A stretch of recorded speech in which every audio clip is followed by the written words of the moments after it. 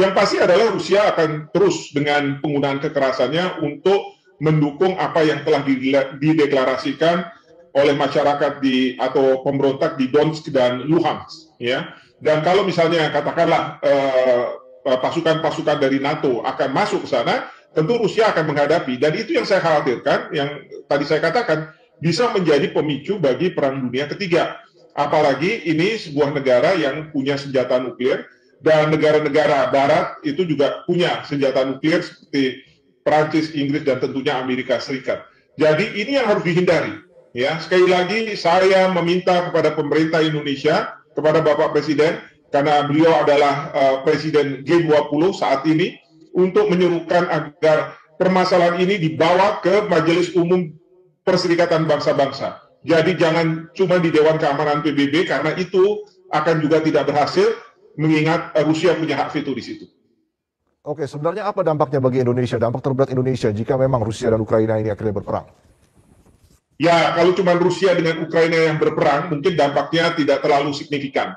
Ya, mungkin saja karena harga minyak akan tinggi, sehingga barang-barang yang katakanlah kita supply dari luar negeri akan juga meningkat, dan ini tentu harus diantisipasi oleh pemerintah terjadinya peningkatan harga-harga ini. Tetapi kalau misalnya ini hanya sebagai pemicu dari munculnya Perang Dunia Ketiga, tentu Indonesia akan menghadapi konsekuensi yang sangat luar biasa. Karena perang itu sudah menggunakan senjata nuklir, dan kemudian ya dunia ini akan musnah. Itu yang saya katakan. Dalam konteks itu, Indonesia sebagai negara Presiden G20, sebagai negara yang yang masuk di dalam gerakan non-blok, harus punya upaya-upaya, harus punya solusi. Jadi saya mohon kepada pemerintah, memerintahkan kepada Ibu Menteri Luar Negeri untuk melakukan apa yang disebut sebagai shuttle diplomacy, dan harus pergi ke Majelis Umum Perserikatan Bangsa-Bangsa untuk mengagendakan permasalahan ini sebagai masalah darurat bagi peradaban manusia. Baik, Prof, kalau kita bicara soal hubungan antara Rusia dan Ukraina, memang awalnya sudah lama terjadi, sudah sejak 2014, dan bahkan ada perjanjian Minsk saat itu di tahun 2015 terkait dengan gencatan senjata, dan akhirnya sepertinya perjanjian Minsk sudah tidak berlaku lagi saat ini. Prof, tanggapan Anda seperti apa? Ya, memang sebelum Presiden Ukraina yang sekarang, Presiden Ukraina sebelumnya itu sangat dekat dengan Rusia. Bahkan boleh dibilang mereka adalah pro-Rusia. Ya, sehingga ada isu terkait dengan Crimea, hampir sama dengan apa yang terjadi di Donbas, di mana ada pemberontak, ada masyarakat yang menghendaki mereka untuk merdeka, bahkan menjadi bagian dari Rusia, itu masih bisa terfasilitasi.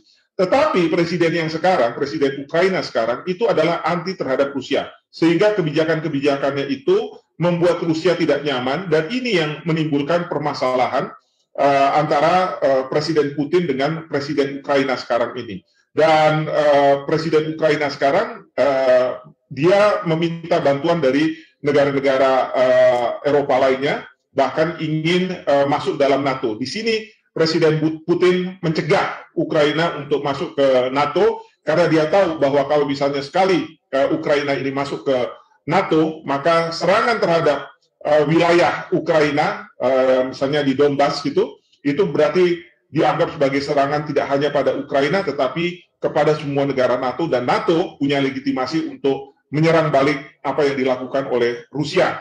Ya, nah sekarang ini bagi Amerika Serikat dan sekutunya, mereka hanya bisa berharap bahwa Dewan Keamanan PBB akan memberikan mandat mereka untuk menggunakan kekerasan menghadapi Rusia. Tetapi sekali lagi, ini tidak mungkin terjadi karena Rusia adalah anggota tetap Dewan Keamanan PBB yang mempunyai hak untuk memveto apapun resolusi yang dibuat oleh Dewan Keamanan PBB.